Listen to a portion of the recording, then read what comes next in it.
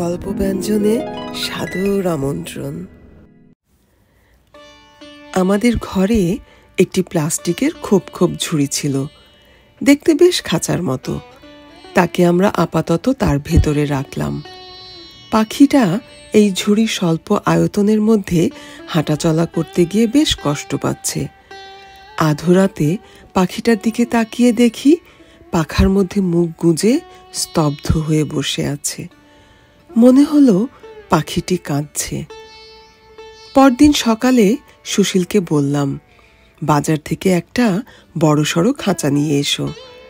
সুশীল মাঝারি সাইজের একটি খাঁচা নিয়ে এলো। এই খাঁচাটি আগেরটির চাইতে বড়, কিন্তু চলাফেরায় পাখির পাখিত্ব প্রকাশ পাচ্ছে না। আমি বললাম, সুশীল, এই খাঁচাটিও চলবে না, বাজারের সব চাইতে বড় খাঁচাটি নিয়ে এসো। সুশীল এমন একটা প্রকাণ্ড খাঁচা নিয়ে আসলো যাতে অনায়াসে একটা মানুষ শুয়ে থাকতে পারে। পাখিটিকে যখন বড় খাঁচায় চালান করা হলো, সমস্ত পাখি ব্যক্তিত্ব নিয়ে সে লাফালাফি করতে লাগলো। কখনো দাঁড়ের উপর ওঠে, কখনো নিচে নামে। খাঁচার ফাঁক দিয়ে বিশাল আকাশের দিকে তাকিয়ে থাকে। আসলে অন্য পাখিদের ওড়াউড়ি দেখলে খাঁচার ভেতর তার ছটফটানি বাড়তে থাকে। খাঁচার এপাশ থেকে ওপাশে পাখায় ভর করে উঠতে গিয়ে ধাক্কা খায়। আশাভঙ্গের বেদনা এবং শারীরিক ক্লান্তি যখন তাকে কাবু করে ফেলে, সে দাঁড়ের উপর বসে চিন্তা করে, কোথায় এসেছি। দাঁড়ের উপর বেশিক্ষণ বসে থাকা তার পোষায় না। সে ছাতুর বাটিটিতে নিচু হয়ে ঠোকর বসাতে থাকে। 2-3টা ঠোকর দিয়ে পানির বাটির দিকে সরে যায়। ঠোঁট ডুবিয়ে পানি তুলে নিয়ে মাথাটা বাঁকিয়ে সে পানি যখন গিলে কি অপূর্ব সুন্দর দেখায়। এই খাওয়া দাওয়ার সময়ে ক্ষণিকের জন্য হলেও তার মন থেকে উদার আকাশে অন্যান্য পাখির মতো ওড়াওড়ির স্বপ্ন তিরোহিত হয়ে যায়। সে একটা সুখী পাখির মতো দাঁড়ের উপর গিয়ে বসে, পাখাটা ঝাড়া দিয়ে ছড়িয়ে দেয়। আসল যা আকার, তখন শালিকটিকে তার চাইতে অনেক বড় দেখায়। তার গলার নিচের অংশটা ফুলে ওঠে এবং সে ডাকতে আরম্ভ করে। তার প্রথম দিকের আওয়াজগুলো ধাতুতে ঘষা লাগার মতো কর্কশ এবং সাপের ফোঁস করে ওঠার মতো তীক্ষ্ণ শোনায়। শালিকের এ ধরনের ডাক বাতাস ভেদ করে ছুঁচলো তীরের মতো ছুটে যায়। পরের দিকে তার কণ্ঠ থেকে এক ধরনের ভাঙা ভাঙা কোমল চিকন স্বর বেরিয়ে আসতে থাকে। সেই স্বরগুলো এতই কোমল যে হৃৎপিণ্ডের গতিতে ধাবমানতা সৃষ্টি করতে পারে। পাখিটির দুঃখের গান শেষ হলে সে ঠোঁট দিয়ে পাখায় খোঁটাতে থাকে। মনে হয় পিঁপড়ে, ছোট কীট ইত্যাদি টেনে টেনে বের করে। পাখিটির পুরো জীবন বৃত্তান্ত আমার জানা নেই। চিড়িয়াওয়ালা কার কাছ থেকে কিনেছে, কতদিন তার দোকানে ছিল, এসব তথ্য মোটেই জানি নে। আমার অনুমান করতে কষ্ট হয় না আগে ছোট্ট পরিসরে অন্যান্য পাখির বাচ্চাদের সঙ্গে নিতান্ত আড়ষ্ট জীবন তাকে যাপন করতে হয়েছে। আমার মনে হয় তবু তার এক ধরনের সান্ত্বনা ছিল, সে একা নয়।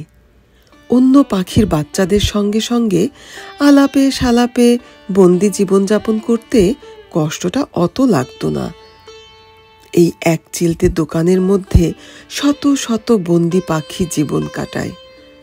শালিকটি ধরে নিয়েছিল এটাই পাখিদের নিয়তি এবং এক চিলতে দোকানটুকুই পাখিদের বিশ্ব ব্রহ্মাণ্ড। আমরা খাঁচাটা প্রশস্ত ছাদের একপাশে স্থাপন করেছি। প্রতিদিন সে বিস্ফারিত দৃষ্টি দিয়ে দেখে দূরের আকাশে সোনালি থাল কমলের মতো সূর্য বেরিয়ে আসছে। সূর্য যতই আলোক ছড়ায়, বিশাল আকাশটা ছুটে এসে তার খাঁচায় আঘাত করে। আকাশের ডাক তার মর্মকেন্দ্রে গিয়ে বাজে। সে স্থির থাকতে পারে না। লোহার নিষ্ঠুর খাঁচার প্রতিটি ফাঁকের কাছে এসে দৃষ্টি বাড়িয়ে দেখতে চায়।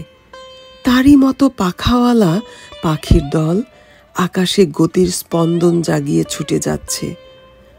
তখন তার মুক্তির আকাঙ্ক্ষাটা তীব্র হয়ে ওঠে। শরীরের প্রতিটি পালক উড়াল দেওয়ার প্রয়াসে স্ফীত হয়ে যায়, কিন্তু লোহার খাঁচা পথ দেয় না। দুঃখে, অপমানে, রাগে তার কণ্ঠ দিয়ে ধাতুতে ধাতুতে ঘষা লাগার মতো, সাপের হিস হিস হুঙ্কারের মতো যখন নালিশের ভাষা নিস্তেজ হয়ে আসে, তার কণ্ঠ থেকে কোমল দুঃখের গান, বন্দি জীবনের গান ভাঙা ভাঙা সুরে ঝরে পড়তে থাকে। 3 রকমের শালিক আছে। একটি প্রজাতি হলো গাং শালিক, সাদা কালোতে মেশানো পাখা, ঝাঁক বেঁধে উড়ে বেড়ায়। ঝগড়াটে মানুষের মতো সর্বক্ষণ চিৎকার করে। খায় না এমন জিনিস দুনিয়াতে নেই।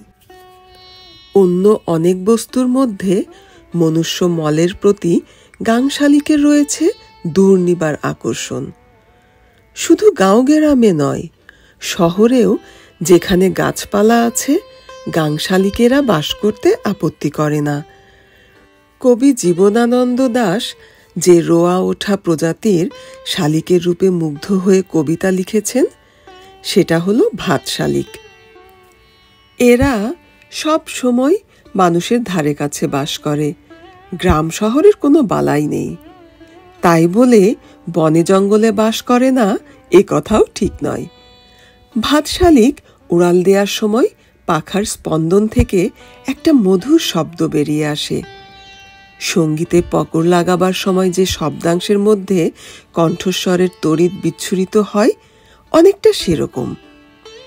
এই প্রজাতির শালিক দেখতে অন্য প্রজাতির চাইতে একটু বড়, গায়ের রং মেটে লাল।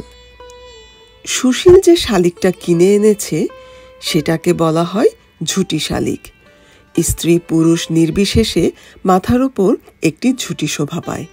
কোথাও কোথাও এই প্রজাতির শালিককে চন্দন শালিকও বলা হয়। পশুদের মধ্যে সুন্দর পশু অনেক আছে, কিন্তু ঘোড়ার পা, মাথা, গ্রীবা, পিঠ, লেজ সমস্ত প্রত্যঙ্গ নিয়ে এমন একটা সুমিতি অঙ্গ সংস্থারে এমন নিপুণ পারিপাট্য অন্য পশুর মধ্যে সেটা কদাচিৎ দেখা যায়। ঘোড়া যখন ঘাড় বেঁকিয়ে দীর্ঘ কদমে চলে, তার শরীর থেকে যে ছন্দ ঝরে পড়ে, সেটাই শিল্পীদের বারবার ঘোড়ার ছবি আঁকতে প্ররোচিত করেছে। বস্তুত এমন বড় শিল্পী খুঁজে পাওয়া যাবে না যিনি জীবনে অন্তত একটি ঘোড়ার ছবি আঁকেননি। ঝুটি শালিককে আমি সবচাইতে সুন্দর পাখি বলবো, এমন দুঃসাহস আমার নেই। পাখি বিশারদদের বিরাগভাজন হওয়ার ইচ্ছেও আমার নেই। তবু আমি বলবো, এটি এক অপূর্ব সুন্দর পাখি।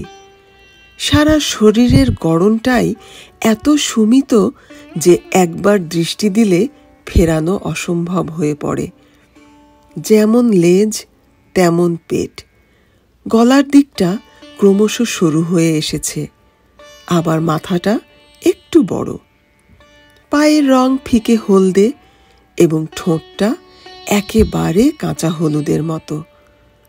ঠোঁটের সঙ্গে মাথা এবং মাথার উপর চোখ এমনভাবে বসানো হয়েছে, একটা অতীন্দ্রিয় সৌন্দর্যের আভাস ঝিলিক দিতে থাকে। চোখ দুটো কালো পুঁতির মতো, তাতে একটু শুভ্রতার আমেজ। সেই কারণে একটা টলটলানো আভা বিকিরিত হতে থাকে। ঝুটি শালিকের সবচাইতে সুন্দর জিনিস হলো তার পায়ের রং। দেখা মাত্রই প্রাণের ভেতর একটা ছাপ পড়ে যায়। ছাইয়ের সঙ্গে কয়লা গুঁড়ো করে মেশালে যে রং হয়, অবিকল সেরকম। এই রংকে কি মিশকালো বলা যাবে? পাখিটি যখন ছুটোছুটি করে, মিশকালোর ভেতর থেকে একটা সাদাটে আভা বেরিয়ে আসে। এই আভাটুকুই তার আসল আকর্ষণ। আমাদের শালিকটি খাঁচায় অবিরাম ছুটোছুটি করে, কখনো উপরে ওঠে, কখনো নিচে নামে, কখনো দাঁড়ে বসে খ্যাপা চিৎকার করে, কখনো দুঃখের গান গায়, কখনো পাখা ঝাড়া দিয়ে পালকগুলো প্রসারিত করে। পাখার ভেতর ঠোঁট বুজে থাকে। হলুদ ঠোঁট খাঁচার ফাঁকে ঢুকিয়ে দিয়ে আকাশের স্বাদ গ্রহণ করতে চেষ্টা করে। পাখিটার দুঃখের এই অভিব্যক্তিগুলো আমার চোখে অত্যন্ত সুন্দর মনে হয়। তাই পাখিটাকে কিনে এনে খাঁচায় বন্দি করেছি। পাখিটির সঙ্গে জোর করে প্রণয় সম্পর্ক স্থাপন করতে গিয়ে আমার ভেতরেও একটা নাম না জানা পাখি অবিরাম পাখা ঝাপটাচ্ছে। আসল ব্যাপার ভুলে থাকি বলে টের পাইনে। চিনতে পারো নাকি রে মন, বুঝতে পারো নাকি, তোমার পিঞ্জিরায় থাকে অচেনা এক পাখি। বাউল গানের কলি মন ফুঁড়ে জেগে ওঠে। মানুষের আত্মাকে তো বারবার পাখির সঙ্গে তুলনা করা হয়েছে। এই পাখিটির অবিরাম ছুটোছুটির মধ্যে আমি আমার গহনচারী আত্মার অভিসারের ছায়া প্রত্যক্ষ করে স্তব্ধ বিস্ময়ে বসে থাকি। পাখিটি খাঁচার ভেতর হাঁটাচলা করত। এক দণ্ডের জন্য তার বিরাম নেই। আমি তাকে ডাকতাম শালিক পাখি, মানিক পাখি, কালো পাখি, ভালো পাখি, হলুদ পাখি, মলুদ পাখি, যত ভালো ভালো নাম আসে সব নামেই ডাকতাম। পাখিটি ছুটোছুটি করার ফাঁকে একবার আমার দিকে তাকাতো। আমার ভেতরেও যে একটি পাখি আছে, শালিকটি কি বুঝতো? আলাওল মনে করতেন মনুষ্য শব্দ শ্রবণ করলে পাখির মনেও মনুষ্য জ্ঞান সঞ্চারিত হয়। পদ্মাবতী কাব্যে লিখেছেন, হীরামন সুখজান তার প্রিয় পাখি, শুনিয়া মনুষ্য শব্দ হৃদে হলো আঁখি। আমার পাখিটির হৃদয়েও কি চোখ জন্মাচ্ছে? একদিন সুশীল পাখিটিকে শরীরে হলুদ মাখিয়ে গোসল করালো। গায়ের মিশকালো রঙের সঙ্গে হলুদের রং মিশে এমন একটা নয়ন শোভন বরণ পেয়েছে, দেখে চোখ ফেরাতে পারলাম না। পাখিটিকে যত দেখি আরও দেখতে ইচ্ছে হয়। আমার ঘরে মিসেস নওশাদ তার দুটি বাচ্চা সহ এসেছিলেন। বাচ্চা দুটো পাখিটা দেখে ভীষণ মজে গিয়েছিল। পাখিটি না নিয়ে যাবে না বলে মায়ের কাছে আবদার এবং জেদ প্রকাশ করেছিল। ভদ্রমহিলা বাচ্চাদের সান্ত্বনা করার জন্য বললেন, বাড়ি যাওয়ার পথেই পাখিওয়ালার কাছ থেকে একটা পাখি কিনে তাদের দেবেন। বাচ্চারা বলল, ওই রকম পাখি কিনে দিতে হবে, অন্য পাখি নয়। তখনই মিসেস নওশাদ আমার পাখিটার দিকে তাকালেন এবং অবাক হয়ে গেলেন। তিনি অনুভব করলেন, এই পাখি বাচ্চাদের খেলার পাখি নয়, শুধু আরো অতিরিক্ত কিছু পাখিটার রয়েছে। তিনি আমাকে জিজ্ঞাসা করলেন, এত সুন্দর পাখি কোথায় পেলেন? কি নাম পাখিটার? আমি মজা করার জন্য বললাম, পাখিটা ইন্দোনেশিয়ার বালি দ্বীপ থেকে আনিয়েছি, নাম সুবান্দ্রম। মহিলা বললেন, নামটা সংস্কৃত সংস্কৃত মনে হচ্ছে না? আমি বললাম, অবাক হওয়ার কিছু নেই, ইন্দোনেশিয়াতে এক সময়ে ভারতীয়রা উপনিবেশ তৈরি করেছিল। তারপর থেকে আমাদের একটা খেলার নেশা পেয়ে বসল। বালতিতে এক এক ধরনের রং গুলে পাখিটাকে এক এক দিন গোসল করাতাম। কোনোদিন নীল, কোনোদিন সবুজ, কোনোদিন বেগুনি, মিশকালো রঙের সঙ্গে এমন এক বরণ পেয়ে যেত, কিছুতেই শালিক বলে চেনা যেত না। মানুষজন যখন জানতে চাইতো কি পাখি, আমি এক এক দিন এক এক পরিচয় দিতাম। কখনো বলতাম, ভেনেজুয়েলা থেকে আমার এক বান্ধবী এই পাখি আমার কাছে পাঠিয়েছে।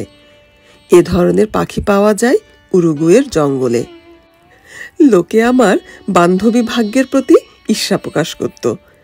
যেদিন মেজাজ ভালো থাকতো বলতাম এ পাখির আসল নিবাস আফ্রিকার কিলিমাঞ্জারো পর্বতের চূড়োয়।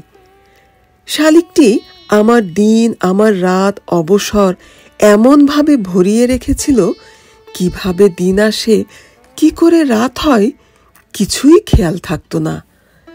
আমার চেতনার সবটুকু আয়তন পাখিটা দখল করে নিয়েছিল।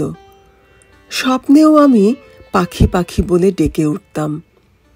বাড়িতে অভ্যাগত কেউ এলে এমন উচ্ছ্বসিত আবেগে পাখির কথা বয়ান করতাম, বন্ধুবান্ধবেরা বিরক্ত হয়ে আমার বাড়িতে আসা ছেড়ে দিয়েছিল। একদিন সুশীল বালতিতে রং গুলে গোসল করাতে লেগেছে। অসতর্ক মুহূর্তে পাখিটা একটা লম্বা উড়াল দিয়ে সামনের 5 তলা বাড়ি, ইলেকট্রিক পোস্ট, ইউক্যালিপটাস গাছের মাথার উপর দিয়ে কোথায় হারিয়ে গেল। আমি ভেতরে ভেতরে জানতাম পাখি একদিন দাগা দিয়ে পালিয়ে যাবে। পাখিটা চলে যাওয়ার পর থেকেই আমার বুকের একটা পাশ কেবলই খালি খালি মনে হতে লাগলো।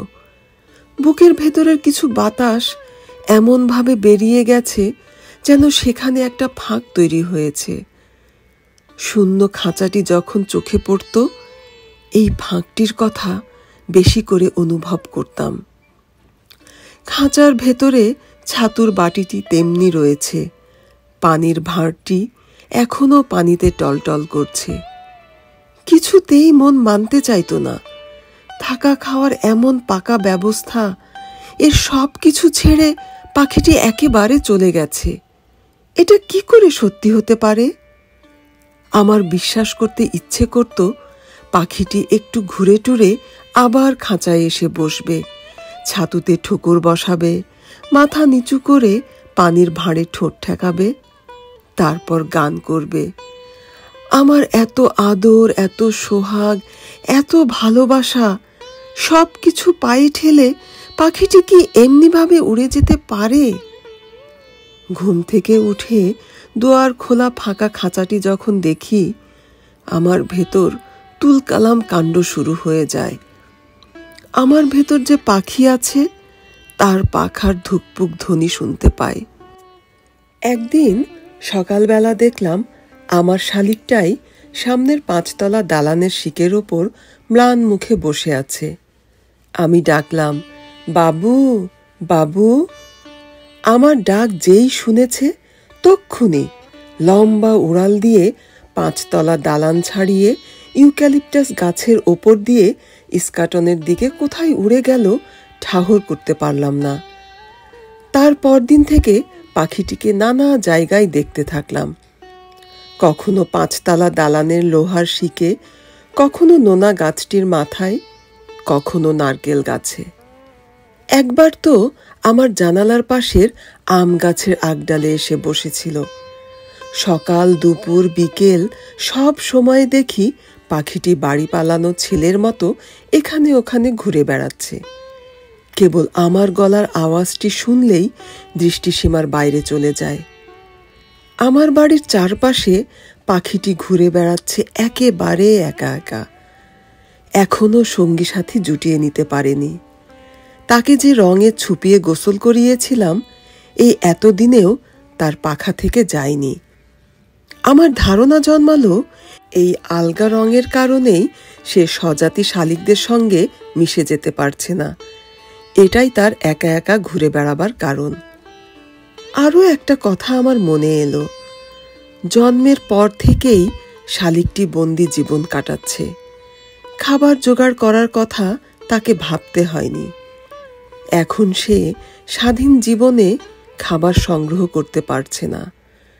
খাবার সংগ্রহ করার শিক্ষা তার কোনো দিন হয়নি।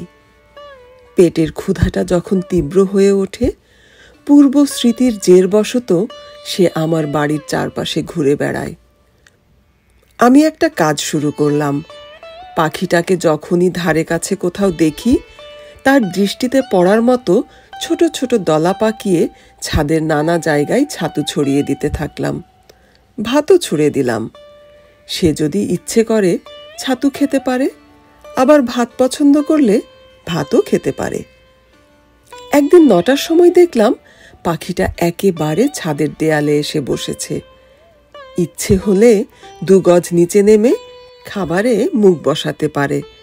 তখন ঘরে কেউ ছিল না। আমি ভেন্টিলেটরের ফাঁক দিয়ে দেখলাম পাখিটি এদিক ওদিক করে তাকাচ্ছে, বিপদের কোনো আশঙ্কা আছে কিনা। এক সময়ে মুখ হাঁ করা খাঁচাটির দিকে যখন তার চোখ গেল, অমনি উড়াল দিয়ে চলে গেল। আমি সেদিনই সন্ধ্যাবেলা দেলোয়ারকে খবর দিলাম তার বাচ্চা রথি সহ যেন আসে। রথি বেশ দিন থেকেই খাঁচাসহ পাখিটি নিয়ে যাওয়ার জন্য আবদার ধরছিল। এখন পাখি নেই, রথি শূন্য খাঁচাটি নিয়ে যেতে পারে। বাপ বেটা এসে খাঁচাটি নিয়ে গেল। আমি মনে মনে পাখিটির উদ্দেশ্যে বললাম, এখন তো আর খাঁচা নেই, সুতরাং খাবারটুকু খেয়ে যেতে তো তোমার আপত্তি হওয়ার কথা নয়। তার পরদিন সকালবেলা কোত্থেকে সুরমা রঙের একটা গেরোবাজ কবুতর এসে গোটা ছাদে পল্টনের ঘোড়ার মতো বুক ফুলিয়ে ছড়িয়ে দেয়া খাবার খুঁটে খুঁটে খেতে লাগলো। আমি মনে মনে বললাম, বেশ হয়েছে, শালিকের বেটা এবার বুঝুক, সে না খেলেও খাবার পড়ে থাকবে না, অনেক লোক আছে। তার পরদিন থেকে সকালবেলা গেরোবাজটি আসতে থাকলো। আমার ভ্রাতুষ্পুত্র আনোয়ার কি একটা ফাঁদ পেতে গেরোবাজটিকে ধরে ফেলল। অন্য সময় হলে এই বিরল প্রজাতির কবুতরটিকে আটকে রেখে দিতাম, কিন্তু শালিকটি উড়ে যাওয়ার পর থেকে বাঁধাবাঁধি থেকে আমার মন একেবারে উঠে গেছে। ছেড়ে দিলাম গেরোবাজটিকে। গেরোবাজ আর কোনোদিন আসেনি। তার বদলে 2টি মামুলি পোষা কবুতর রুটিন করে আসতে থাকলো। আমি মনে মনে বললাম, আমি কি বোকা! শালিকটার জন্য আমি ছাদময় খাবার ছড়াচ্ছি, কবুতর এসে সে খাবার খেয়ে যাচ্ছে। আমার চাইতেও শালিকটাকে অধিক বোকা মনে হতে লাগলো। তোমার যদি আমার দেয়া খাবারে অরুচিই হয়ে থাকে, ধারে কাছে এমন করে ঘুরে বেড়াও কেন? দূরে দূরে এখন কোথাও চলে যাও, যাতে আমি তোমাকে দেখতে না পাই আর আমার ছুটিও হয়ে যায়। একদিন সকালবেলা দেখি 2টি রাজঘুঘু এসে আমার ছাদে ঠুকে ঠুকে খাবার খাচ্ছে। ঘুঘু অতিশয় সতর্ক পাখি, মানুষের কাছাকাছি থাকলেও মানুষকে এড়িয়ে চলে, তবু ফাঁদে পড়ে যায়। কারণ ফাঁদে পড়াই ঘুঘু পাখির নিয়তি। রাজঘুঘু অত্যন্ত সুন্দর পাখি। গলার কাছটিতে ময়ূরকণ্ঠী রঙের একটি মালা। সেই গলাটা ফুলিয়ে যখন ডেকে ওঠে, মনে হয় স্মৃতির গহনে কিছু একটা পাশ ফিরছে। এবার শালিকের বেটার ওপর আমি একটা শোধ তুলতে পেরেছি। আমার কি পাখির অভাব আছে? এই তো রাজঘুঘুরা আসতে শুরু করেছে। তুমি না খাও তো আমার বয়ে গেল। আকাশে কি পাখির কমতি আছে? তারা আমার ছড়িয়ে দেয়া খাবারের স্বাদ পেতে আরম্ভ করেছে। এভাবে শালিকের বেটাকে সাধ্য সাধনা করতে গিয়ে প্রায় 15 দিন পার হয়ে গেল। একদিন দেখি এক মজার কাণ্ড। খুব সন্তর্পণে তাকিয়ে দেখি একটি শালিক, আমার সেই শালিকটি। আমার মনে হলো এতদিনে আমার মানব জনম সার্থক হলো। শালিকের বেটা আমার মনের কথা বুঝতে পেরেছে। আমি তো এই চেয়েছিলাম, আমি খাবার ছড়িয়ে রাখবো, শালিকের বেটা এসে খেয়ে যাবে। খুব ভোরে আমি খাবার ছড়িয়ে রাখি, পাখিটি এক ফাঁকে এসে খেয়ে চলে যায়। কোনোদিন তার চেহারা দেখি, কোনোদিন দেখতে পাইনি। শালিকের সঙ্গে আমার যে একটি গোপন বন্দোবস্ত হয়েছে, 2টি পাজি কাক কি করে সেই জিনিসটি যেন টের পেয়ে গেছে। আমার খাঁচায় কিছুদিন কারাবাস করেছিল বলেই পেনশন স্বরূপ সব খাবার একা একা খেয়ে যাবে। কাকেরা তা মোটেই মানতে রাজি নয়। আমি খাবার দেওয়ার পরেই 3-4টি কাক শূন্য থেকে আমার ছাদে এসে নামে এবং নির্লজ্জের মতো শালিকের বরাদ্দ খাবার খেয়ে ফেলতে থাকে। শালিকটি কাছাকাছি এলে তাড়িয়ে একেবারে পগার পার করে দিয়ে আসে। আমি পড়ে গেলাম মহা মুশকিলে। কাকদের তাড়িয়ে কুল পাওয়া যায় না। 3টা কাক তাড়ালে 5টা কাক আসে, 5টা তাড়ালে 10টা আসে। প্রতিদিন ভোরবেলা কাকদের সঙ্গে আমার একটা লড়াই শুরু হয়ে যায়। আমি যখন কাক তাড়াতে থাকি, ভয় পেয়ে শালিকের বেটাও পালিয়ে যায়।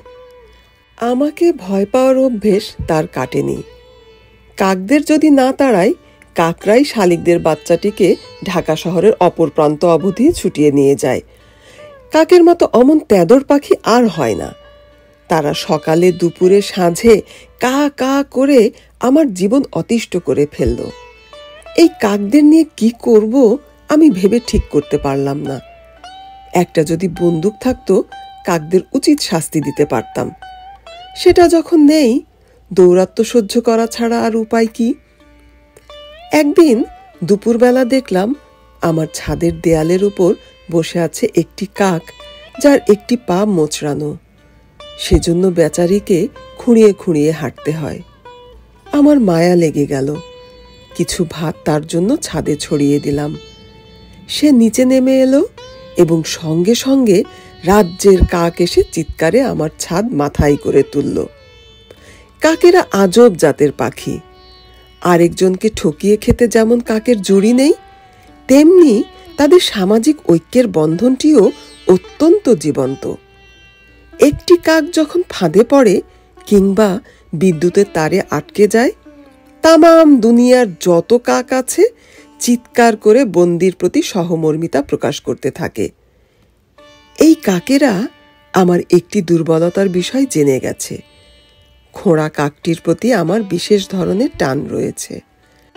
তাই আর কাকেরা খোঁড়াকে তাদের পক্ষ থেকে আমার কাছে পাঠিয়ে দেয়। খোঁড়া ছাদের দেয়ালে বসে অবিরাম ডেকে যাবে। একেবারে তিতিবিরক্ত হয়ে কিছু খাবার যখন ছুঁড়ে দেই, তার স্ত্রী, পুত্র, ভাই, বেড়াদার, বন্ধু, বান্ধব সব এসে আমার ছাদে জুটে যাবে। এ সময়ের মধ্যে খোঁড়া আমার কাছ থেকে খাবার আদায় করার অনেকগুলো কৌশল শিখে ফেলেছে। প্রথমে সে চিৎকার করে জানায় তার পেটে খিদের সঞ্চার হয়েছে। আমি যদি তার চিৎকারে কান না দেই, কাঁচের জানালায় এসে ঠোকরাতে থাকবে। এই খোঁড়া কাকটির পাল্লায় পড়ে আমি বুঝতে পারছি গাঁও গ্রামে কানা খোঁড়া ওদের রসুলের দুশ্মন মনে করা হয় কেন। আমার ঘরে যখন অতিথি মেহমান থাকে, খোঁড়া দেয়ালে বারবার ঠোঁট ঘষতে থাকে। বাইরের লোকদের কাছে আমাকে অপদস্থ করার জন্যই খোঁড়া এই কাজটি করে। অর্থাৎ সে জানায় তার খুব খিদে পেয়েছে, আমি তাকে কিছু খেতে না দিয়ে খুব অন্যায় কর্ম করছি। বাইরের লোকদের কাছে আমার কৃপণ পরিচয়টি প্রকাশ করার জন্যই খোঁড়া এই টেকনিকটা প্রয়োগ করে। বাইরের লোকদের কাছে মুখ রক্ষার জন্য হোক কিংবা তার তেজরামিতে বিরক্ত হয়ে হোক, কিছু খাবার যখন ছুঁড়ে দেই, সে তার কাকের ভাষায় জ্ঞাতি গোষ্ঠী সবাইকে ডাকতে থাকে। অবশ্য খোঁড়ার একটি ভালো গুণের কথা আমাকে কবুল করতে হবে। সন্ধেবেলা আমি বাইরে থেকে না আসা পর্যন্ত সে দেয়ালের ওপর বসে থাকে। এই কাজটি যে সে আমার প্রতি মমতাবশত করে, সে ব্যাপারে এখনো পর্যন্ত নিঃসন্দেহ হতে পারিনি। কাকেরা যেরকম বেকায়দায় ফেলে থাকে, আমি তাদের সঙ্গে যে করেই হোক সম্পর্ক একেবারে চুকিয়ে ফেলার কথা চিন্তা করেছি। আজকাল গলিতে গলিতে কাটা রাইফেল, পাইপ গান এসব পাওয়া যাচ্ছে। কিছু টাকা ফেললেই তার একটা ভাড়া হিসাবে পাওয়া যায়। লাশ ফেলতে হবে না, 2-1টা আওয়াজ করলেই কাকেরা আর এবছর এমুখো হবে না। কিন্তু গন্ডগোল ঠেকেছে গিয়ে অন্য এক জায়গায়। রাইফেলের আওয়াজ করে যদি কাকদের আসা বারণ করি, অন্য পাখিদের আসাও বন্ধ হয়ে যায়। আমি যদি চাই রোজ সকালে আমার শালিকটি আসবে, তাহলে আকাশের সব পাখি যারা এখানে আসতে চায় তাদের সকলকে আতিথেয়তা দেওয়ার জন্য আমাকে রাজি থাকতে হবে। সব প্রজাতির পাখির মধ্যে যতই প্রজাতিগত বিরোধ থাকুক না কেন, সকলে একটা বিষয়ে একমত: এক প্রজাতির পাখি যেখানে নিরাপদ নয়, কোনো প্রজাতির পাখির জন্য সেটা আদর্শ বিচরণস্থল হতে পারে না। কাকদের অনেক দুর্নাম শুনেছি, কিন্তু অত্যন্ত কাছে থেকে ঘাটপিটা করতে গিয়ে যেটুকু জেনেছি, এই পাখিটির আসল জীবন সম্পর্কে মানুষ খুব অল্পই জানে। লোকমুখে শুনে কিংবা বই পড়ে পাখিটিকে গালাগাল করে থাকে। গলার স্বরটা একটু কর্কশ বটে, কিন্তু একটু কান খাড়া করে শুনলেই তার ভেতর একটা চেকন রেশ পাওয়া যাবে। কেন যে পাখিটিকে নোংরা পাখি বলে, আমি তো তার কোনো কারণ খুঁজে পাইনি। ভদ্রলোকদের অনেক গুণী কাকের আছে, খেয়েই ঠোঁট মুছে ফেলবে, যখনই পানি পাওয়া যায় চট করে গা ধুয়ে ফেলবে। গা ধোয়ার ব্যাপারে শীত গ্রীষ্ম বাছবিচার নেই। পুরুষ কাক নিজের মুখের খাবারটা যেভাবে খেয়ে বান্ধবীর ঠোঁটে ঢুকিয়ে দেয়, সেটা শুধু দেখবার নয়, অনুভব করারও ব্যাপার। কাকেরা আকাশের সংখ্যাগরিষ্ঠ সম্প্রদায়। তাদের বাদ দিয়ে ছোট ছোট সম্প্রদায়গুলোর সঙ্গে পিরিত রাখার কোনো প্রশ্নই উঠতে পারে না। অন্য যত পাখি আসুক আমি খাবার জোগাবো, কিন্তু একটা জায়গায় শক্ত অবস্থান গ্রহণ করলাম। সকালে প্রথম খাবার পাওয়ার অধিকার আমার শালিকের। এই সময়টিতে অন্য যে কোনো পাখি, সে যদি পাখিদের রাজাও হয়, যদি আসে, আমার কাছ থেকে ঢিল, লাঠি এবং গালাগাল ছাড়া কিছুই আদায় করতে পারবে না। অন্য পাখিদের বুঝিয়ে দেওয়ার প্রয়োজন দেখা দিয়েছে, পালিয়ে যাওয়া শালিকটির সুবাদেই তারা আমার কাছ থেকে এমন আদর যত্ন আদায় করে নিতে পারছে। সুতরাং তাদের মেনে নিতে হবে, আমার ছাদে এসে প্রথম খাবার খাবে শালিক। মানুষের নিয়ম কি পাখিদের সমাজে চালু করা যায়? কিন্তু আমি শক্ত হয়ে রইলাম। দুদিন সকালবেলা একেবারে কাকদের দূর দূর করে তাড়িয়ে দিলাম। কাকদের প্রতি এমন নিষ্ঠুর হতে দেখে শালিকটিও পালালো, কিন্তু কিছুক্ষণ পর আবার ফিরে এলো। না এসে উপায় কি? পেটে তো খিদে আছে। সকালবেলা আমার বন্ধু ইদ্রিস নাস্তা করবার জন্য ডিমের সঙ্গে হাতে বেলা 4টি রুটি দিয়ে থাকে। তার মধ্যে 2টি রুটি খেয়ে বাকি 2টি হাতে নিয়ে কাকমণ্ডলী শব্দটি উচ্চারণ করে টুকরো টুকরো করে ছিঁড়ে রুটি ছড়াতে থাকি। খাবার দেখে কাকেরা আন্ডা, বাচ্চা, বুড়ি সহ ছুটে আসতে থাকে। খাওয়ার পাট শেষ হলে আমার যে একটি পিতলের ঘণ্টা আছে, সেটি বাজিয়ে দেই। 2-4 দিন না যেতেই পাভলভিয়ান রিফ্লেক্স কাকদের মধ্যেও কাজ করতে থাকে। কাকমণ্ডলী শব্দটি উচ্চারণ করে ডাক দিলে দলে দলে কাকেরা ছুটে আসে, আর ঘণ্টা বাজিয়ে দিলে চলে যায়। কাকেদের কথা এখনো ফুরোয়নি। তার আগে আমার আদরের শালিকটির কিছু সংবাদ পরিবেশন করা প্রয়োজন। এই এতদিনে শালিকটির গায়ের রং স্বাভাবিক হয়ে এসেছে। তার মানে অন্য শালিকদেরও তাকে আর শালিক বলে চিনতে কষ্ট হওয়ার কথা নয়। মনুষ্য সহবাসের চিহ্নটুকু মুছে যাওয়ার নগদ লাভ হয়েছে এই যে সে একটা বান্ধবী জুটিয়ে নিতে পেরেছে। আমার পাখি পুত্রটি একটি বউ জুটিয়ে নিতে পেরেছে দেখে আমার মনে খুব আনন্দ হলো। মেয়েটি নেহায়েত পাখি বলেই আমি খাই খরচের দায় থেকে রেহাই পেয়ে গেলাম, নইলে শাড়ি গয়নার যোগান দিতে গিয়ে আমার অনেক টাকা বেরিয়ে যেত। শালিকটা প্রতি সকালে ভোরের আলো ফোটার সাথে সাথে বউটিকে নিয়ে জোর বেঁধে আসে। সরাসরি সে ছাদে নেমে আসে না, জানালার পাশের আম গাছটির ঘন শাখার ফাঁকে ফাঁকে হাওয়া চলাচল করার মতো ছুটোছুটি করে। প্রথমে সেই ধাতব কর্কশ শব্দটি উচ্চারণ করে জানিয়ে দেয় শ্রীমান সস্ত্রীক এসে গেছে। তারপর কোমল ভাঙা ভাঙা স্বরগুলো ঝরতে থাকে।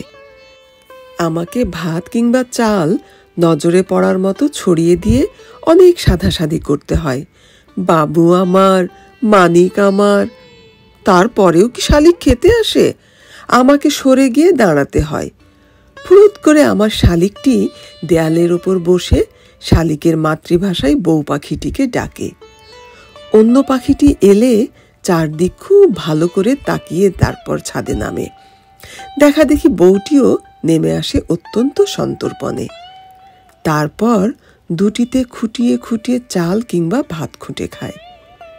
একচোটে সব খাবার শেষ করা তার ধাতে নেই। মাঝখানে আম গাছের ডালে বসে সে এবং তার বউ শালিকের বোলচাল চালাতো।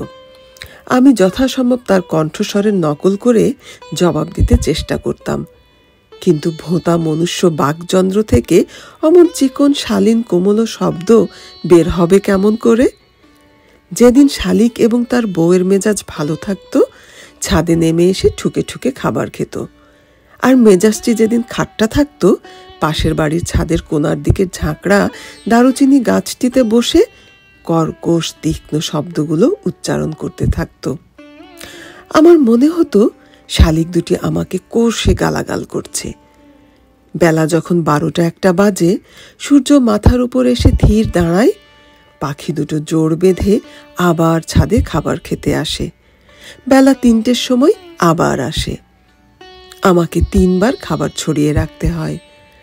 মাঝে মাঝে আস্ত একটা শালিকের দঙ্গল চিৎকার করে ছাদে নেমে আসে, খাবার খেয়ে আবার উড়ে চলে যায়।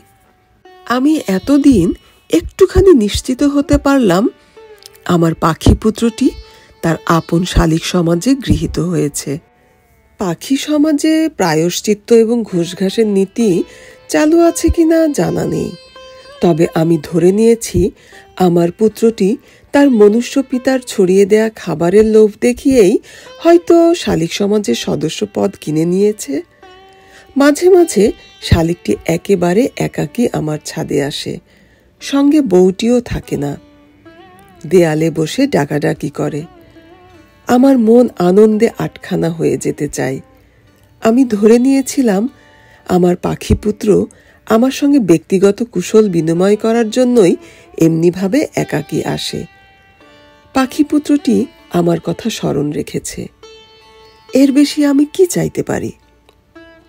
একদিন বেলা 11টার সময় দেখলাম ছাদের দেয়ালে দুটো বুলবুলি বসে আছে। আমি তো অবাক হয়ে গেলাম। শহরে এর আগে কখনো বুলবুলি দেখেছি বলে মনে পড়ে না, দেখলেও মনে রেখাপাত করেনি।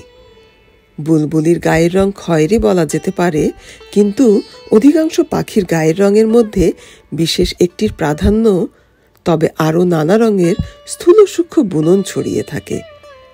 বুলবুলির মেটে গায়ের রঙকে আমি বললাম খয়েরি। অন্য মানুষ অন্য কথা বলতে পারে, তাতে বিশেষ কিছু যাবে আসবে না। বুলবুলির মাথায় ঝুঁটি আছে। মেয়ে বুলবুলি পুরুষের চাইতে বোধহয় সামান্য খাটো। বুলবুলির লেজটি যেখানে শুরু হয়েছে তার ঠিক নিচু অংশে লাল রঙের যে বলয়টি রয়েছে, সেখানেই বুলবুলির আসল সৌন্দর্য। এই লালকে কোন ধরনের লাল বলা যেতে পারে, আপাতত সেটি নিরূপণ করা সম্ভব হচ্ছে না। বুলবুলির এই পেছনের দিকের লাল অংশটিতে এমন একটি স্নিগ্ধ দীপ্তি আছে, দেখা মাত্রই মনের ভেতর চেপে বসে যায়। বইপত্রে পড়ে আসছি বুলবুলি গানের পাখি।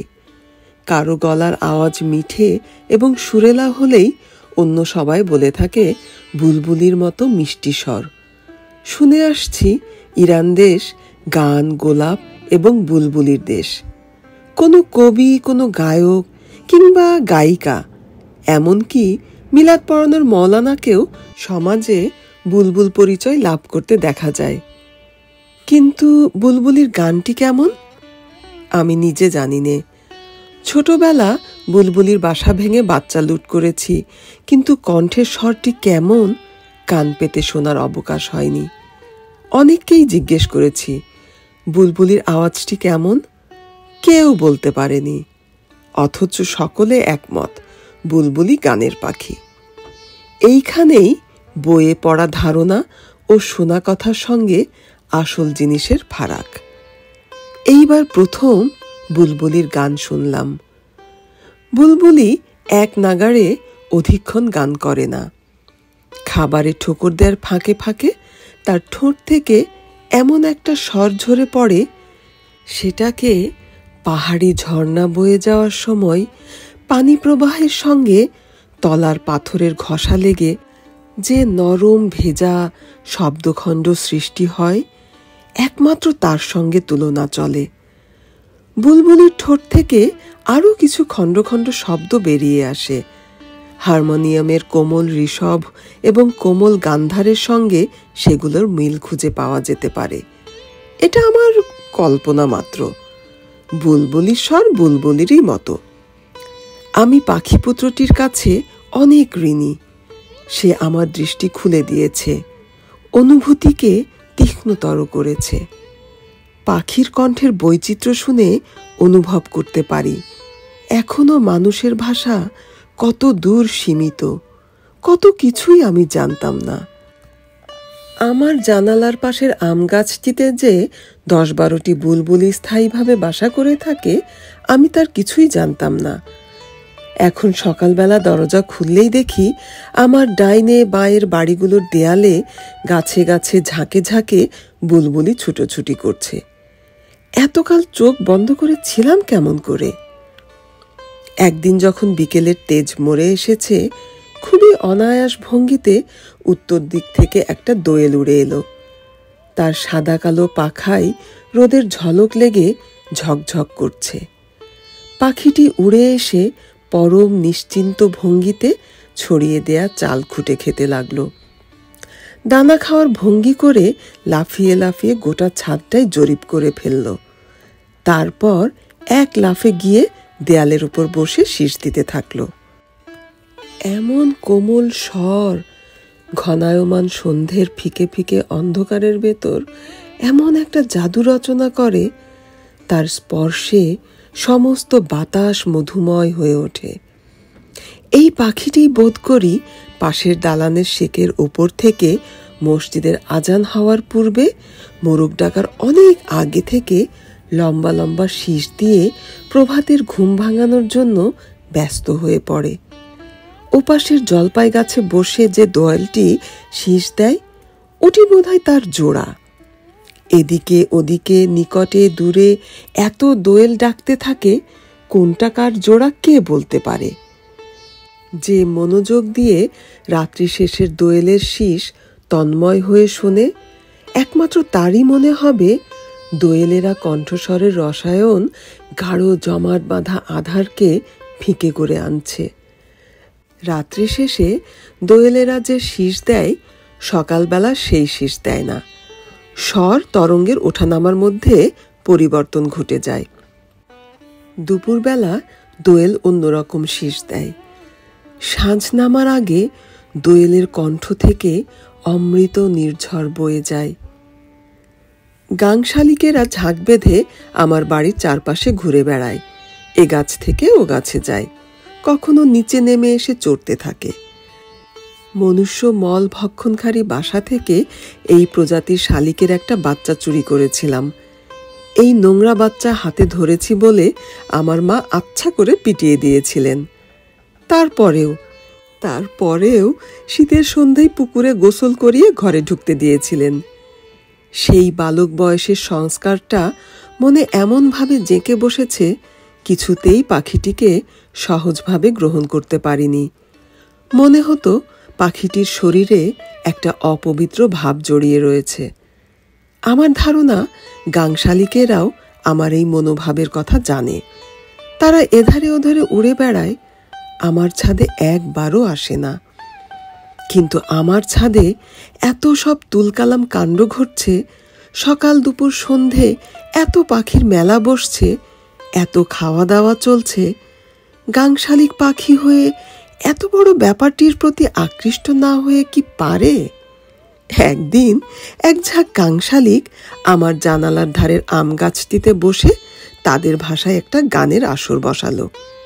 আর ওই সময়ের মধ্যে আমি নানা ধরনের পাখির গানের একজন ভালো সমজদার হয়ে উঠেছি।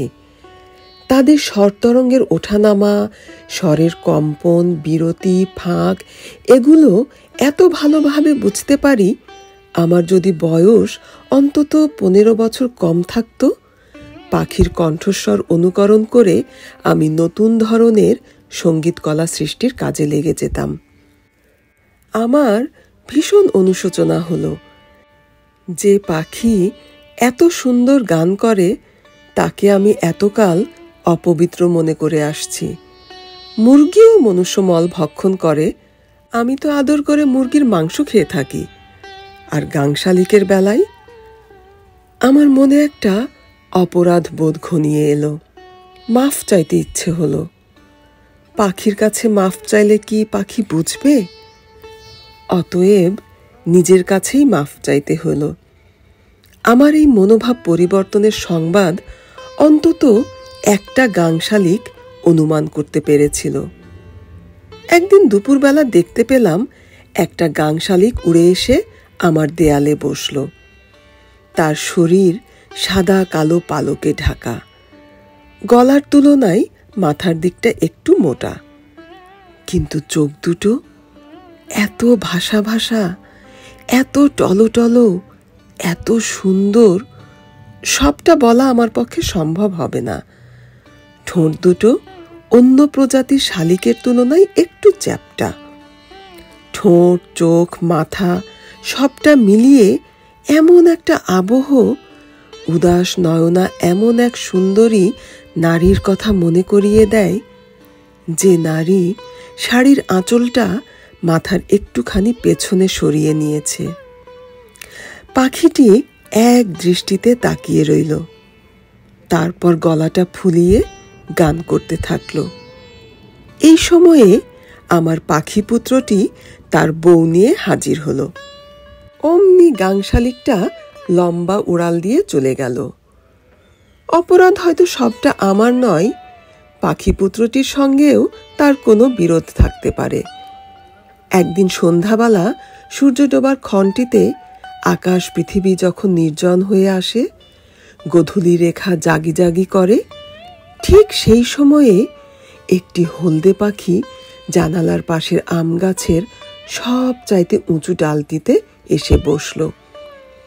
এই ধরনের পাখিকে কুটুম ডাকা পাখিও বলা হয়। পাখিটি যেভাবে উড়ে এসে গাছের উঁচু ডালটিতে সহজভাবে বসল, সেই বসার ভঙ্গিটি আমাকে মুগ্ধ করে ফেলল। এই নির্জন, শান্ত, স্নিগ্ধ অগ্রসন্ধ্যার ক্ষণটিতে পাখিটির পাখিত্ব এমনভাবে মূর্ত হয়ে উঠল, আমি চোখ সরাতে পারলাম না। তার গায়ের রং এত হলুদ, পৃথিবীর কোনো হলুদের সঙ্গে তার তুলনা করা যাবে না। পাখার নিচের দুটি পালক গাঢ় কালো রঙে ছোপানো। এই কালো রংটাই পাখির শরীরের হলদে রঙের দীপ্তি অনেকখানি বাড়িয়ে দিয়েছে। ঠোঁটের ওপরের দিকটাও একেবারে গহীন কালো। সব মিলিয়ে পাখিটার শরীর থেকে এমন পবিত্র সৌন্দর্য ঝরে পড়ছে, কোনো পাজি মানুষ যদি কিছুক্ষণ এক দৃষ্টে তাকিয়ে থাকে, অতীত পাপকর্মের কথা স্মরণ করে তার কেঁদে ফেলতে ইচ্ছে করবে। এই হলুদ পাখিটা যেমন আচমকা এসে গাছের আগার ডালটিতে বসেছিল, তেমনি আচমকা কি একটা শব্দ উচ্চারণ করে আকাশে একটি হলুদ রেখা এঁকে অন্ধকারে কোথায় হারিয়ে গেল। আমার মনে রেখে গেল তার রেশটি। বুকের ভেতর ঠান্ডা শীতল ঢেউ ভাঙতে লাগলো। সিরাজুল ইসলাম একটি গান লিখেছিলেন, তার প্রথম কলিটি মনে পড়তে থাকলো। হলুদিয়া পাখি সোনার বরণ, পাখিটি ছাড়িল কে রে, ছাড়িল কে। আমার বুকের ভেতর প্রতিধ্বনি জাগলো, পাখিটি ছাড়িল রে কে, ছাড়িল কে, কে কে। চড়ুইগুলো এসেছিল গেল বছরের শুরুর দিকে। সেই যে তুলসী গাছের খয়েরি ফল খেতে এসেছিল, আর যায়নি। এই এক আঙ্গুলের সমান লম্বা অতি ক্ষুদ্র পাখিগুলো কি পরিমাণ নচ্ছাড় এবং বেত্তমিজ, সে আমি বলে শেষ করতে পারবো না। তাদের বিরুদ্ধে আমার প্রথম নালিশ, তারা পাখির জাত এবং মনুষ্য জাতের মধ্যবর্তী সীমানা মানে না। তুলসীর ফল খাওয়া যখন শেষ হলো, তাদের চলে যাওয়াই উচিত ছিল, কিন্তু তারা যায়নি। কি স্পর্ধা এবং সাহস! তারা আমার ঘরে হানা দিতে আরম্ভ করেছে। আমি যেখানটিতে বসে লিখি, তার পেছনে জানালার ওপরের তাকে রবি ঠাকুরের একটা ছবি হেলিয়ে রেখেছি। জোরে বাতাস বইলে ছবিটা ঝরে পড়ে। রবি ঠাকুরের ছবির প্রাণও আসল রবি ঠাকুরের মতো, ঝড় ঝাপটার আঘাত সয়েও টিকে যায়। আমাকে আবার উঠিয়ে রাখতে হয়। রবি ঠাকুর এমন মাল, তাড়াতে চাইলেও কি তাড়ানো যায়? একদিন দেখলাম দুটো চড়াই রাজ্যের খড়কুটো এনে রবি ঠাকুরের ছবির পেছনে জড়ো করছে। চড়াই দুটোর বদমাইশি বুদ্ধি দেখে আমার পিত্তি জ্বলে গেল। এই নচ্ছার পাখি দুটো ধরে নিয়েছে রবি ঠাকুরের ছবির পেছনে বাসা তৈরি করলে বাংলা সাহিত্যের খাতিরে আমি কিছু বলবো না, চুপচাপ দৃশ্য দেখে যেতে থাকবো। অপগণ্ড রবীন্দ্র পোষ্যরা কুকর্ম করে যেভাবে পার পেয়ে যায়, এই চড়াই দুটোও সেভাবে আমাকে বোকা বানাবে। একদিন ইদ্রিসকে ডেকে বললাম, ওই বুড়োর ছবির পেছনের খড়কুটো সব বাইরে ফেলে দাও। ইদ্রিস বলল, একখান কথা জিগাইবার খুব মন লয়। আমি বললাম, জিগাইয়া ফেলাও। সে বলল, এই বুড়া মানুষটার মুখ তো এক্কেরে দাড়ি মোছে ঢাকা। আমি চিন্তা করি, হে ভাত কোন দিক দিয়া খায়। আমি বললাম, ভাত খাওয়ার কথা পরে, তুমি আগে খড়কুটো সব বের করে দাও। ইদ্রিস শরীরখানি আঁকিয়ে বাঁকিয়ে বলল, আমি পারতাম না, আমার ঘরের বউয়ের পেটের বাচ্চা। সে যাত্রা চড়াইয়ের বাসা রক্ষা পেয়ে গেল। একদিন আমি অবাক হয়ে দেখি, চড়াই এবং চড়াইনি রবি ঠাকুরের ছবির ওপর বসে মনের সুখে যৌন সঙ্গম করছে। আমি ভাবলাম, আমার আর কিছু করার নেই। রবি ঠাকুর তো আবার গুরুদেব, তিনি চড়াই এবং চড়াইনির যথাবিহিত শাস্তির ব্যবস্থা করবেন। চড়াইদের অপকর্মের বিচারের ভার রবি ঠাকুরের উপর ছেড়ে দিয়ে আমি রাজশাহী থেকে ফিরে এলাম। সেদিন আকাশে হাওয়া এবং প্রচণ্ড বৃষ্টিপাত চলছিল। এয়ারপোর্ট থেকে কোনো রকমে ফিরে এসে গাড়ি থেকে নেমে সিঁড়ি ভেঙে 4 তলায় উঠে দেখি দরজায় তালা দেয়া। আমার মাথায় একেবারে খুন চেপে গেল। এত দূর থেকে ঝড় বৃষ্টি মাথায় করে ফিরলাম, বাসায় কেউ নেই, না ইদ্রিস, না সুশীল, না আনোয়ার। পকেট থেকে চাবি বের করে তালা খুললাম। ঘরে ঢুকে দেখি সমস্ত কার্পেট ভিজে চুপসে গেছে। বাতাসের তোড়ে টেবিল থেকে কাগজপত্র উড়ে পানির মধ্যে পরম গতি লাভ করেছে। রবি ঠাকুরের ছবিটিও দেখলাম পানিতে খাবি খাচ্ছে। একটু দূরে চড়াইদের বাসাটি মেঝের উপর গড়াগড়ি যাচ্ছে। চড়াই এবং চড়াইনি বাসার উপর বসে আমার দিকে করুণ চোখে তাকিয়ে আছে। ঠিক করে ফেললাম, আজ রবি ঠাকুরের ছবি এবং চড়াইয়ের বাসা ঝেঁটিয়ে বিদায় করব। ঠিক থেকে ময়লা নোংরা পাখির বাসায় আমার হাত দিতে ঘেন্না হচ্ছিল। ভাবলাম, ইদ্রিস আসুক। আমি ভেতরে জামা কাপড় ছাড়তে গেলাম। এরই মধ্যে ইদ্রিস এলো, তার পেছন পেছন সুশীল এবং আনোয়ার। সাবালক ছেলেদের সামনে কাঁচা রাগ দেখাতে নেই। ইদ্রিসকেই চেঁচিয়ে জিজ্ঞেস করলাম, কই গিয়েছিলে? ইদ্রিস বলল, নিচে। নিচে করছিলে কি? ইদ্রিস একবার সুশীল একবার আনোয়ারের মুখের দিকে তাকিয়ে বলল, ভিসিপিতে বই দেখতে গিয়েছিল। এদিকে বৃষ্টির পানিতে কি দশা করেছে একবারও উপরে এসে খোঁজ নেয়ার প্রয়োজন মনে করনি? ইদ্রিস বলল, ফাইটিং এর ছবি, বৃষ্টি কখন আইলো ঠিক পাই নাই। আমি বললাম, জানালা বন্ধ করে যাওনি কেন? সে বলল, আমরা গেছি 3টার সময়, তখন আসমানে কইরা রোদ। ইদ্রিসের সঙ্গে তর্কযুদ্ধে আমি কোনো দিন জিততে পারিনি। আমি তাকে পাখির বাসাটা দেখিয়ে বললাম, ওটা ফেলে দিয়ে এসো। ইদ্রিস আমার মুখের উপর বলে দিল, অন্য কামের কথা কন, আমার ঘরে বউয়ের পেডত বাচ্চা, আমি পাখির বাসা ফেলতে পারতাম না। বাসার ভেতর পাখির আন্ডা বাচ্চা আছে। আমি ঝুঁকে পড়ে বাসাটি উঠিয়ে নিয়ে দেখলাম, সত্যি সত্যি একদলা জীবন্ত ক্ষুদ্র মাংসপিণ্ড নড়ে চড়ে উঠছে। সুশীলকে বললাম, তুমি ফেলে দিয়ে এসো। সুশীল বলল, এইবার পাখির বাচ্চাগুলো বড় হয়ে উড়ে যাক, তারপর বাসাটি আমি নিজেই ভেঙে দেব। তারপরে কত জোড়া আন্ডা হলো, কত জোড়া চড়াই উড়ল। এখনো বাসাটি রবি ঠাকুরের ছবির পেছনে আছে। এখন চড়াই সংখ্যা 12 ছাড়িয়ে গেছে। রবি ঠাকুরের মাথার ওপর বসে অপকর্ম করার দরুন রবি ঠাকুর কোনো শাস্তি দেননি। চড়াইরা ওটাকেই যত্রতত্র রমণ কর্ম করার ছাড়পত্র বলে ধরে নিয়েছে। আমাকে তো গ্রাহ্যের মধ্যেই আনে না। আমি যখন এক মনে লিখি, ঘাড়ের উপর এসে বসে। আমার পাশে যে বাটিতে চাল থাকে সেখান থেকে চাল খেয়ে চলে যায়। টেবিলে ভাত বেড়ে রাখলে মুখ দিয়ে বসে। পুরুষ চড়াই যেগুলোর গলার নিচে হাড়ের মতো কালো দাগ আছে সেগুলোই হলো আসল হারামি। সূর্য ওঠার পর থেকে সূর্য ডোবা পর্যন্ত নিরন্তর যৌন সঙ্গম করে যাওয়া ছাড়া তাদের আর কিছুই করার নেই। আমি কি মেরে কেটে এই চড়াইদের তাড়িয়ে দিতে পারতাম না? অবশ্যই পারতাম, কিন্তু একটা কথা চিন্তা করে আমাকে নিবৃত্ত থাকতে হয়েছে। এই চড়াই হারামিরাও পাখি সমাজের পর্যায়ভুক্ত। পাখিদের একটি প্রজাতির ওপর যদি নির্যাতন করি, বৃহত্তর পাখি সমাজ সেটা মেনে নেবে না। পাখি সমাজে আমার দুর্নাম রটে যাবে এবং আমার পাখি পুত্রটি সমাজে মুখ দেখাতে পারবে না। তাকে আমার এখানে আসা বাদ দিতে হবে। বলেছিলাম কাকের বিষয়ে সব কথা বলা হয়নি। কাকদের আমি ডাকিনি। আমার পাখি পুত্রটিকে কাক সমাজ সুনজরেও দেখেনি। তবু কাকেরা যে প্রতিদিন আমার বরাদ্দ 4টে রুটি থেকে 2টো আদায় করে নিচ্ছে, তার পেছনের কারণ তাদের দাবি। সংস্কৃতে একটা শ্লোক আছে, কাক চেষ্টায় বক ধ্যানং। কাকের মতো চেষ্টা করতে হবে, বকের মতো ধ্যান করতে হবে। স্বল্পাহার, স্বল্প নিদ্রা এবং গৃহত্যাগ বিদ্যার্থীদের এই 5টি লক্ষণ। শিশু পাঠ্য বইতে আছে না, একদা একটা কাক খুব পিপাসার্ত হইয়াছিল, সব জায়গায় খুঁজিয়া কোথাও জলের সন্ধান পাইল না। খুঁজিতে খুঁজিতে আনন্দিত হইল।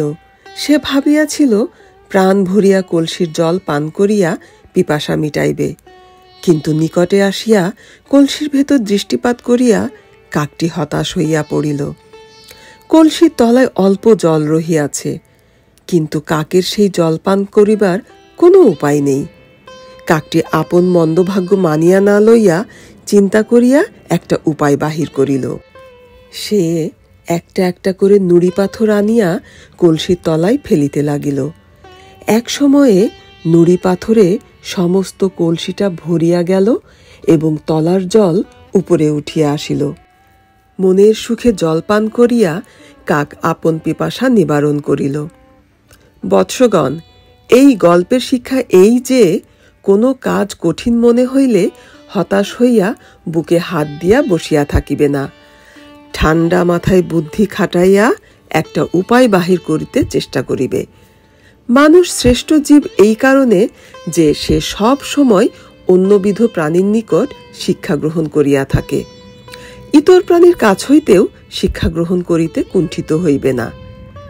পাঠশালার গল্পের উদ্যমী কাক যেভাবে নুড়ি ফেলে কলসির তলার পানি উপরে তুলে পিপাসা নিবারণ করেছিল, আমার কাছ থেকে বরাদ্দ আদায় করার ব্যাপারেও কাকদের অনেকটা সে ধরনের সম্মিলিত চেষ্টা করতে হয়েছে।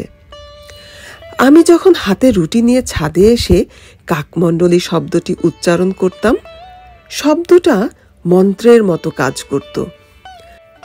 দলে দলে কাক ছুটে এসে দেয়ালে, ছাদে, নারকেল গাছের হেলানো শাখায় বসত। টুকরো করে রুটি যখন ছুঁড়ে দিতাম, কাকেরা লাফিয়ে লাফিয়ে ঠোঁটে ধরত। পাড়াপড়শি সকলে ঘুম ভাঙা দৃষ্টির বিস্ময় নিয়ে কাকের রুটি খাওয়া দেখত। আমার কাছে ছিল এটা একটা প্রাত্যহিক ব্যাপার, কিন্তু মানুষ প্রতিদিনই আগ্রহ সহকারে রুটি খাওয়ার উৎসবটি দেখত। 2টি মাত্র রুটি আর কাক অতগুলো, সকলের ভাগে পড়ার কথা নয়। বঞ্চিত কাকেরা দেয়ালে ঠোঁট ঘেঁষে প্রতিবাদ করত। গত রাতের বাসি ভাত থাকলে ছড়িয়ে দিতাম, না থাকলে ঘন্টা বাজিয়ে দিতাম। এটা ফাইনাল ওয়ার্নিং, সুতরাং কাকদের চলেই যেতে হতো। আমার খোড়া কাকটিও আসত। বেচারি লাফিয়ে খাবার ধরতে পারত না। তার ভাগে যাতে কিছু পড়ে সেজন্য আমাকে আলাদা ব্যবস্থা নিতে হতো। কাকদের সমাজবোধ এবং সহমর্মিতার ভাবটি প্রবল, কিন্তু দুর্বলদের ঠকিয়ে খেতেও দেখি কাকদের কোনো জুড়ি নেই। এ সময়েই কাকদের কতিপয় মহৎ গুণের সঙ্গেও আমার পরিচয় হয়। পুরুষ কাকটি নিজের মুখের খাবার বান্ধবীর মুখে তুলে দিতে কুণ্ঠা বোধ করে না। মা কাক নিজে না খেয়েও বাচ্চা কাকের মুখে নিজের আহার তুলে দেয়। এ সময়ে আমার একটি মজার অভিজ্ঞতা হয়। একদিন দেখলাম আমার খোড়া কাকটি হাজির নেই। আমি অন্য কাকদের জিজ্ঞেস করলাম, খোঁড়া কাক কই? খোঁড়া শব্দটি উচ্চারণের সঙ্গে সঙ্গেই সবগুলো কাক একসঙ্গে উড়ে চলে গেল।